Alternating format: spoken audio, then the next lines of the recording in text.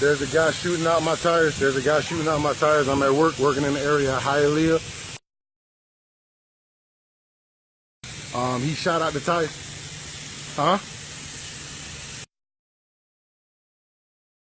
Miami, Florida. There's a guy shooting out the tires. And he's shooting the engine on the trucks and everything.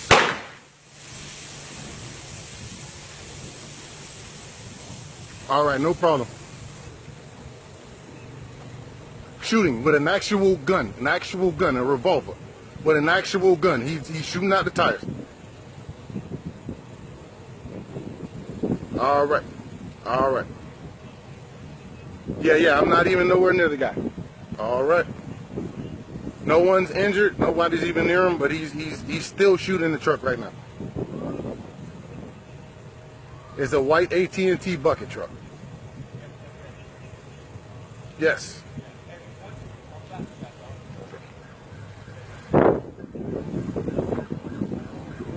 All right.